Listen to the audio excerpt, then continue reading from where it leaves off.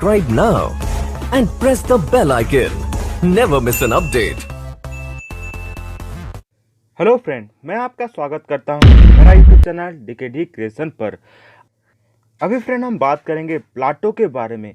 यहाँ पर प्लाटो के लाइफ टाइम के बारे में बात करेंगे, जो हमें एक व्यू देगा प्लाटो के आइडिया को लेकर, प्लाटो के फिलोसफी को लेकर, क्यों उनका फिलोसफी इस प्रकार हुआ था, उनके लाइफ टाइम से हमें पता लगेगा।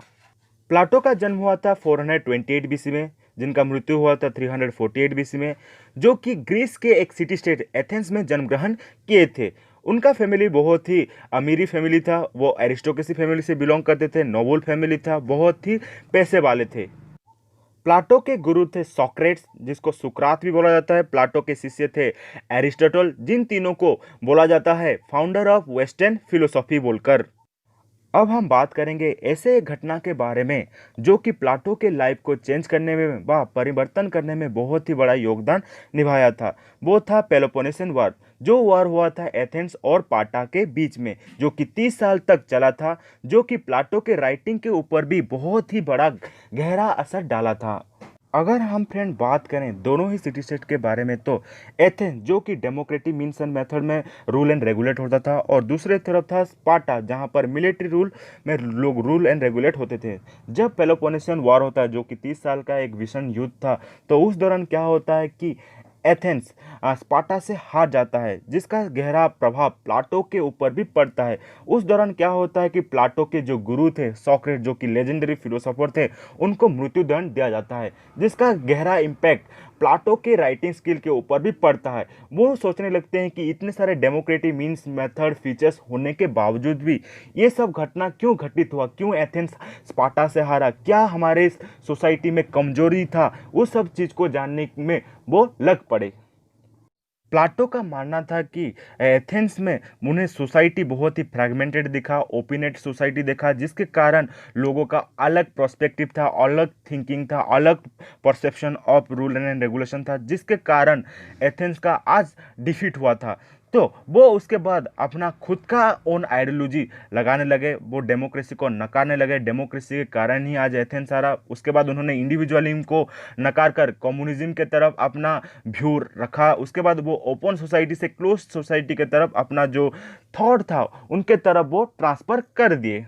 प्लाटो ने एकेडमी बोलकर एक एजुकेशनल इंस्टीट्यूशन का शुरुआत किया था, जिसको हम फर्स्ट यूरोपियन यूनिवर्सिटी भी बोलते हैं। अगर हम उनके इम्पोर्टेंट क्रिएशन में देखें तो उन्होंने कुल 36 बुक लिखा था, जिनमें से उन्होंने 35 डायलॉग और 13 लेटर भी लिखा था। उनके इम्पोर्टेंट क्रिएशन में से हम रिपब्लिक, जो कि हमारा फुल चैप्टर उसके ऊपर ही आधारित है, जिसका सबटाइटल है कंसर्निंग जस्टिस। उसके बाद 360 बीसी में उन्होंने लिखा था स्टेट्समैन, और 347 बीसी में उनका लॉ, जो कि उनके इम्पोर्टेंट क्रिएशन में से ये गिने चुने 3 इंपॉर्टेंट क्रिएशन जो कि हमारे सोसाइटी में बहुत ही माना जाता है। इनका क्रिएशन का योगदान हमारे सोसाइटी में बहुत ही ज़्यादा है।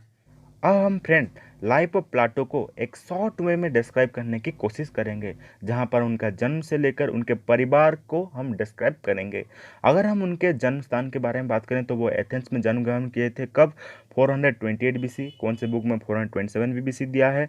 उनके पापा का नाम था एरिस्टोन, उनका मम्मी का नाम था पेरिस्टोनी, जो कि डिसेंट ऑफ सेलोन से, सेलोन मीन जो कि एथेंस के लिए लॉ बनाते थे। अगर हम उनके भाई के बारे में बात करें, किसका? पेरिस्टोन का। प्लाटो के मामा के बारे में बात करें, जो थे चार्मिडिस, और उनके चाचा थे क्रीटस, जो कि बहुत बड़ा योद्धा थे, जिन्होंने पेलोपोनेशियन वॉर में भी हमें उनका योगदान देखने को मिला था। वैसे बात करें प्लाटो के बहन के बारे में, जो थे पोटोनी, उनके भाई थे एडिमेंटस एंड ग्लूकॉन। एडिमेंटस और ग्लूकॉन जब हम थ्योरी ऑफ जस्टिस पढ़ेंगे, जब सोक्रेट्स और एडिमेंटस एंड ग्लूकॉन के विसर तर्क वितर्क होता है, वहाँ पर हम उनके थॉट्स को जानने को मिलेगा। वो भी एक आइडियोलॉजिस्टिक थे, जो कि अपना व्यू देते थे। After the death of great Athenian general Pericles in the Peloponnesian War, Athens faced humiliated defeat। तो उनके मृत्यु के बाद एथेंस को हार का सम्मुख देखने को मिला था। He witness by the destruction by Macedonian militarism. अगर हम बात करें प्लाटो और मैसेडोनियन मिलिट्रिज्म के डिस्ट्रक्शन के साक्षी भी रहे थे। He saw the defeat of Athens in war against Spartan and tyranny the rule of रिवेक्रेशन who execute his master Socrates. अगर हम बात करें पेलोपोनेशियन वॉर के दौरान उनके जो गुरु थे सोक्रेट्स को मृत्युदंड दिया गया था, जिसका गहरा प्रभाव प्लाटो के ऊपर भी पड़ा था।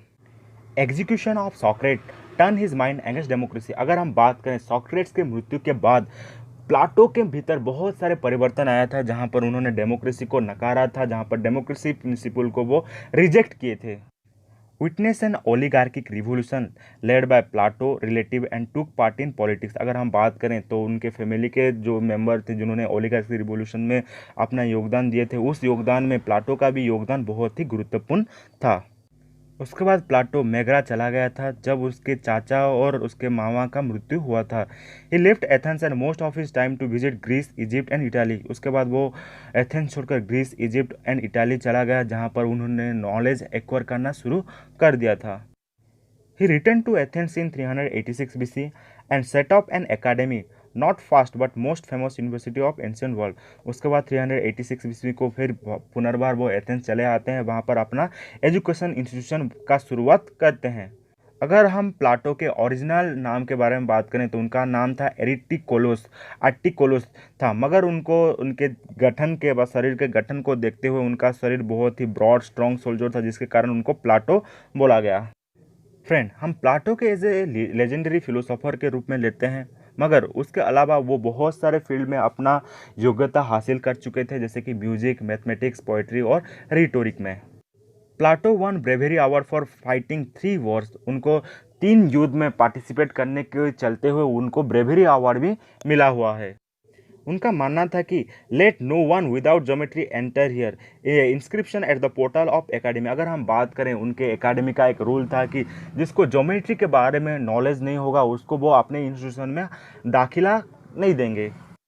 In 367 BC, invited Sicily to make a king philosopher, but got not success and sold Plato as a slave। अगर हम बात करें 367 में सिसिली जो कि उनको बुलाए थे अपना किंग फिलोसोफर बनाने के लिए, वहाँ पर उनका उतना नहीं चला और उनको स्लेव्स के दर पर बेच दिया गया। उसके बाद पुनर्बार उनको निकाला गया और फिर पुनर्बार वो एथेंस चले आए।